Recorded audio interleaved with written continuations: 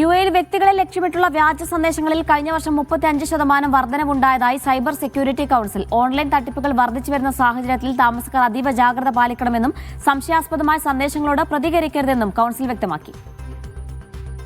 സംശയാസ്പദമായ സന്ദേശങ്ങൾ ഉടൻ ഡിലീറ്റ് ചെയ്യുക, അജ്ഞാത നമ്പറുകൾ ബ്ലോക്ക് ചെയ്യുക, ബന്ധപ്പെട്ട അധികാരികളെ അറിയിക്കുക എന്നിവയാണ് കൌൺസിലിന്റെ പ്രധാന നിർദ്ദേശങ്ങൾ. ബാങ്ക് അക്കൗണ്ട് വിവരങ്ങളോ പാസ്വേഡുകളോ ആവശ്യപ്പെടുന്ന സന്ദേശങ്ങൾക്ക് മറുപടി നൽകരുതെന്നും സന്ദേശങ്ങൾക്കൊപ്പം വരുന്ന സംശയാസ്പദമായ ലിങ്കുകളിൽ ക്ലിക്ക് ചെയ്യരുതെന്നും മുന്നറിയിപ്പുണ്ട്.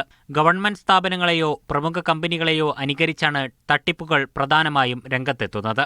ഉപഭോക്താക്കളെ തെറ്റിദ്ധരിപ്പിക്കാനായി you have won, you are entitled to a refund, verify your bank account തുടങ്ങിയ വാചകങ്ങളാണ് തട്ടിപ്പുകാർ പ്രധാനമായും ഉപയോഗിക്കുന്നത്. സന്ദേശങ്ങളിൽ അമിതമായ തിടുക്കം കാണിക്കുക, വ്യക്തിപരമായ അഭിസംബോധന ഇല്ലാതിരിക്കുക, അവിശ്വസനീയമായ ഓഫറുകൾ നൽകുക എന്നിവ തട്ടിപ്പിന്റെ ലക്ഷണങ്ങളാണെന്ന് കൌൺസിൽ ചൂണ്ടിക്കാട്ടി.